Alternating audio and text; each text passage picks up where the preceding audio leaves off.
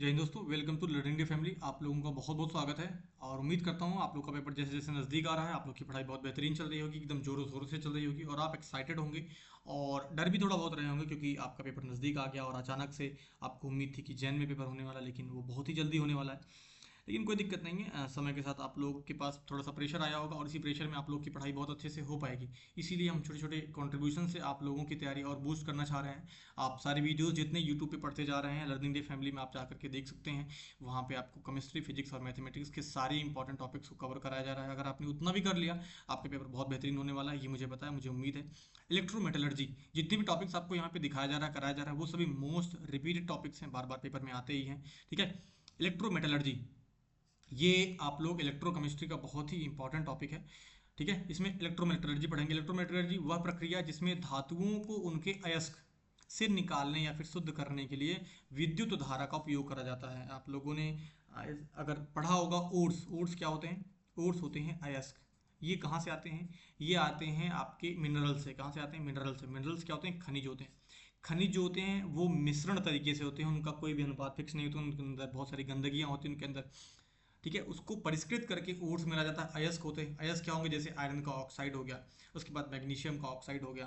ठीक है। इनके कार्बोनेट्स हो गए, इनके सल्फेट्स हो गए, ये सभी क्या होंगे? ये सभी आपके अयस्क होते हैं। इन सभी अयस्कों से आपको शुद्ध धातुओं को निकालना ही जो प्रक्रिया होती है उसको हम लोग क्या कहते हैं? उसको हम लोग कहते हैं कंसंट्रेशन ऑफ ओर, ओर का निष्कर्षण, जिसको हम लोग कह सकते हैं। ठीक है।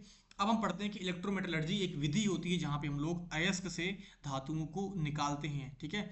किसके प्रयोग से? इलेक्ट्रिक करंट के प्रयोग से, विद्युत धारा के प्रयोग से आपको ओर्स से मेटल्स को निकालना है with the use of electric current. Electric current या फिर विद्युत धारा के प्रयोग से आपको अयस्क से शुद्ध करके मेटल्स को, धातुओं को निकालना होगा। यह प्रक्रिया क्या हो जाएगी?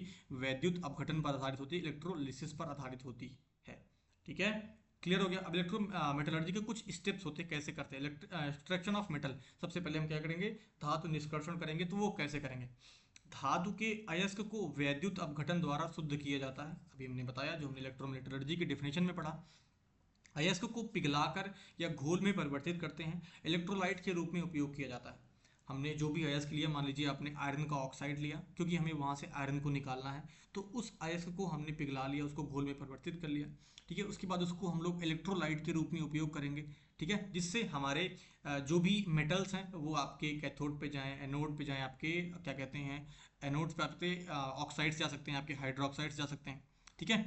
कैथोड पर शुद्ध धातु जमती है। देखिए आपने बताया, जैसे आयरन का मैंने एग्जांपल लिया था, तो आयरन जो होगा वो आपका कैथोड पर जाएगा और एनोड पर सारी अशुद्धियां अलग हो जाएंगी जो एस के साथ में होंगी, चाहे वो ऑक्साइड्स हो, चाहे सल्फेट्स हो, चाहे कार्बोनेट्स हो। ये सभी आपके अलग होकर के कहाँ पे चले जाएंगे? एनोड पे चले जाएंगे। आपको अंतर याद कर लेना है कि कैथोड पे हमेशा परिष्कृत शुद्ध धातुएं जाती हैं और एनोड पर आपकी अशुद्धियां जाएंगी, जो भी स्लैग होगा।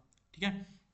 उदाहरण के रूप में देखिए, एल्यूमिनियम को बॉक्साइड से, एल्यूमिनियम को बॉक्साइड अयस्क से निकालने के लिए हम लोग हॉल हेरोल्ड प्रक्रिया द्वारा निकाल सकते हैं। हॉल हेरोल्ड प्रक्रिया के माध्यम से बॉक्साइड से एल्यूमिनियम की इलेक्ट्रोमेटलर्जिकल प्रोसेस से हम लोग उसके आराम से आयरन को परिष्कृत कर सकते हैं। अब इलेक्ट्रोप्लेटिंग क्या होती है? ये भी एक विधि होती है जहां से हम लोग धातु को अच्छे से वहां से परिष्कृत कर सकते हैं। इलेक्ट्रोप्लेटिंग वह प्रक्रिया जिसमें एक धातु की सतह पर दूसरी धातु की पतली परत चढ़ाई जाती है, जिसका उद्देश्य सतह को जंग से बचाना, सुंदर बनाना या सतह की मजबूती को बढ़ाना होता है। अब अगर आप लोगों ने जंग पढ़ा होगा, कोरोजन पढ़ा होगा, क्या पढ़ा होगा? कोरोजन होता है दो टाइप का, एक होता है इलेक्ट्रोकेमिकल कोरोजन, एक होता है केमिकल कोरोजन, रासायनिक जंग होता है, एक होता है आपका वैद्युत रासायनिक जंग। ठीक है। दोनों प्रक्रियाओं को रोकने के लिए जो प्रतिरोधक इस्तेमाल करते हैं वो होगा एक विधि इलेक्ट्रोप्लेटिंग। इलेक्ट्रोप्लेटिंग में क्या करते हैं? एक धातु की सतह पे, मान लीजिए यहाँ पे आपने आयरन की रॉड ले रखी, यहाँ पे अगर हम जिंक की प्लेटिंग कर देते हैं, जिंक का एक प्लेट लगा देते हैं, तो क्या हो जाएगा? वो आपकी सतह जो होगी वो एकदम से चमकीली भी हो जाएगी, मजबूत हो जाएगी, सुंदर हो जाएगी और जंग से भी वो प्रतिरोधक के रूप में काम करेगी। इलेक्ट्रोप्लेटिंग की प्रक्रिया कैसे होगी? कैथोड पर वह वस्तु जिस पर धातु की परत चढ़ानी है उसे कैथोड के रूप में उपयोग करा जाएगा। जैसे अगर मुझे यहाँ पे आयरन के ऊपर कॉपर को चढ़ाना था, तो आयरन को यहाँ पे हम कैथोड के रूप में लेंगे, क्योंकि हमें पता है कि जो भी परिष्कृत धातुएं होती हैं वो हमेशा कैथोड पे जाती हैं। और एनोड के लिए कोटिंग वाली धातु को एनोड के रूप में रखा जाएगा। जैसे मैंने बताया था, एक होता है कैथोड, एक होता है एनोड। ठीक है। तो कैथोड पे कौन सा जाएगा? जिस पे हमें कोटिंग करनी है आयरन, और जिस चीज की करनी है कोटिंग किस पे? आयरन पे। जैसे मैंने बताया था आपको जिंक, तो जिंक पे क्या चला जाएगा? एनोड पे चला जाएगा।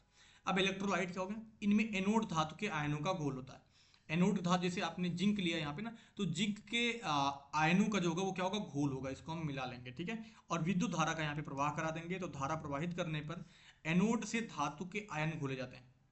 धारा जब हम प्रवाहित करेंगे कहाँ पे, एनोड में, उसके बाद धातु के आयन जो होंगे ये हम यहाँ पे ला करके घोल देंगे, तो ये जाकर के कैथोड पे आराम से जम जाएगा। क्लियर। जैसे यहाँ पे ये आपको जिंक दिख रहा है ना, ये घोल है, इस घोल में हमको आयरन ला करके ऐसे डुबो देना है, उसके बाद फिर वहाँ पे विद्युत धारा का प्रवाह करेंगे, तो आपकी इलेक्ट्रोप्लेटिंग आराम से हो जाएगी। उदाहरण के रूप में सिल्वर की परत चम्मचों पर चढ़ाना। चम्मच स्टील के होते हैं, स्टेनलेस स्टील होते हैं, उनके ऊपर अगर हम सिल्वर लगा देते हैं तो वो आपको चांदी की तरह से दिखता है, जबकि उसके ऊपर हमने सिर्फ इलेक्ट्रोप्लेटिंग कर रखी है। और दूसरा हो सकता है कि लोहे की वस्तु पर जिंक की परत चढ़ाना। देखिए यही प्रक्रिया हो जाएगी गैल्वेनाइजेशन। अब आपका यहाँ पे एक टॉपिक और क्लियर हो गया कि इलेक्ट्रोप्लेटिंग के अंदर का एक सब टॉपिक होता है गैल्वेनाइजेशन, जिसकी विधि क्या होती है, जहाँ पे हम लोग आयरन के ऊपर, आयरन के धातु के ऊपर जिंक की धातु का कोटिंग करते हैं, उसकी परत चढ़ाते हैं, उसको हम क्या कहेंगे, गैल्वेनाइजेशन। तीसरा स्टेप होता है, तीसरी टाइप होती है, तीसरी विधि होती है, उसको हम क्या कहेंगे, इलेक्ट्रोलाइटिक रिफाइनिंग। वह प्रक्रिया जिसमें अशुद्ध धातु या फिर इम्प्योर मेटल को शुद्ध धातु में बदलने के लिए इलेक्ट्रोलिसिस का उपयोग करा जाता है। इस धातुओं को शुद्धिकरण प्रक्रिया कहते हैं, इसको हम प्योरिफिकेशन का प्रोसेस कहते हैं। क्या होगा यहाँ पे, अशुद्ध धातु जो होगी आपकी, जो भी आपकी इम्प्योर मेटल्स होंगे, जो भी आपके इम्प्योर मेटल्स होंगे, उनको हम लोग क्या करेंगे, इलेक्ट्रोलिटिकली रिफाइन करेंगे, उनको हम परिष्कृत करेंगे। किसमें करेंगे, प्योर मेटल्स में, शुद्ध धातुओं में परिवर्तित करेंगे। ठीक है। अभी हम देखते हैं इनके स्टेप्स कैसे कैसे होते हैं, इलेक्ट्रोलिटिक रिफाइनिंग कैसे कर पाते हैं। जैसे एनोड पे आपको दिख रहा है, क्या दिख रहा है आपको, एनोड पे दिख रहा है अशुद्ध धातु को एनोड के रूप में प्रयोग करेंगे। जैसे मैंने एग्जांपल बताया, जैसे मान लिया आयरन लिया, तो आयरन को हमने अशुद्ध धातु को एक एनोड के रूप में लिया। जैसे बॉक्साइट था ना, Fe2O3, बॉक्साइट में हमने बॉक्साइट को क्या ले लिया, एक एनोड के रूप में इसका उपयोग कर लिया। फिर उसके बाद कैथोड पे क्या करेंगे, कैथोड पर शुद्ध धातु की पतली पट्टी को कैथोड के रूप में प्रयोग करेंगे। जैसे अगर मुझे यहाँ पे जिंक की पट्टी चढ़ानी है, तो जिंक की पट्टी यहाँ पे आयरन के ऊपर हम कैथोड के तरीके से इस्तेमाल करेंगे। किसका, जिंक को हम कैथोड पे इस्तेमाल करेंगे, जिससे इसकी कोटिंग आयरन पे हो सके। ठीक है। उसके बाद तीसरा स्टेप क्या है, इलेक्ट्रोलाइट, वह घोल जिसमें संबंधित धातु के आयन होते हैं। जैसे जिंक की कोटिंग करनी है, तो जिंक के आयन यहाँ पे होंगे, जिसमें हमको आयरन के रॉड को मिलाना। प्रक्रिया सेम होनी है, जैसे हमने आपको इसके पहले वाले में बताया इलेक्ट्रोप्लेटिंग में। विद्युत धारा फिर यहाँ पे प्रवाह करेंगे। एनोड से धातु के आयन इलेक्ट्रोलाइट में प्रवेश करते हैं। एनोड के धातु जो है, जो जिंक है यहाँ पे, वो आपकी इलेक्ट्रोलाइट में प्रवेश करती है। फिर ये आयन कैथोड पर जमा होकर शुद्ध धातु को बना देते हैं। अशुद्धियां यहाँ से, इम्प्योरिटीज आराम से निकल जाएंगी, और ये एनोड मड के रूप में बाहर गिर जाएंगी। अशुद्धियां इम्प्योरिटीज के रूप में बाहर निकल जाएंगी, और हमारा शुद्ध मेटल यहाँ से प्योरीफाई हो जाएगा, परिष्कृत हो जाएगा। जैसे एग्जांपल के रूप में आपको दिख रखा है कि कॉपर यहाँ पे है, तो कॉपर Cu2+ 2 इलेक्ट्रॉन से ये एनोड पर जाएगा। अगर हमें कॉपर का ही अगर हम यहाँ पे लेयरिंग करते हैं, यहाँ पे परत चढ़ाते हैं, तो Cu2+ में अगर हम 2 इलेक्ट्रॉन्स दे देंगे, जो हमारे एनोड के घोल में था, कहाँ पे, जो हमारे एनोड के घोल में था, जहाँ से हमको क्या करना है, जहाँ से हमको इलेक्ट्रोलिसिस, जहाँ पे हमको इलेक्ट्रोलाइट का इस्तेमाल करना था आयनों का, वो क्या हो जाएगा, वो आपका कैथोड पे चला जाएगा। इसी प्रक्रिया से आपका ये सारा स्टेप हो जाएगा। आपको जो ध्यान देना है कि इनके अंदर हम मेन स्टेप क्या करते हैं। जैसे आपने पेपर में लिखा कि तीनों विधियां, इलेक्ट्रोमेटलर्जी, इलेक्ट्रोप्लेटिंग, इलेक्ट्रोलिटिक रिफाइनिंग, तो तीनों के बारे में अगर आपने डेफिनेशन अच्छे से बता दी, जैसे इलेक्ट्रोलिटिक रिफाइनिंग है, तो आपने बता दिया कि अशुद्ध धातुओं से अगर हम शुद्ध धातुओं को परिष्कृत करते हैं, उसी विधि को हम क्या कहेंगे, इलेक्ट्रोलिटिक रिफाइनिंग कहेंगे। और इलेक्ट्रोप्लेटिंग का मैंने बताया था कि एक धातु पर दूसरी धातु की सतह चढ़ाना, जिससे वो चमकदार बन जाए, जंग से बचाया जा सके, सुंदर बनाया जा सके, उसको इलेक्ट्रोप्लेटिंग कहेंगे। इलेक्ट्रोमेटलर्जी हमने बता दिया कि अयस्कों से आपको क्या निकालना है, शुद्ध परिष्कृत धातुओं को निकालना है, और उसके बाद विद्युत धारा का इस्तेमाल करते हैं। मेन चीज है डेफिनेशन आपने अच्छे से लिख दिया, तो सबसे पहले टीचर वही पढ़ता है, डायरेक्टली पढ़ते जाएगा और आपकी कॉपी चेक कर जाएगा। अभी एक छोटा सा वीडियो में बनाऊंगा कि आपको आंसर कैसे अच्छे से लिखना है, जिससे अगर आपको आंसर नहीं भी पता रहे तो आप अच्छा नंबर ला सकें। उसके लिए आप लोग एकदम रेडी रहिएगा। और सारे वीडियोस अगर आपको अच्छे लगे तो वीडियो को लाइक करिए और दोस्तों के साथ जरूर शेयर करिए। ठीक है, बाय बाय दोस्तों।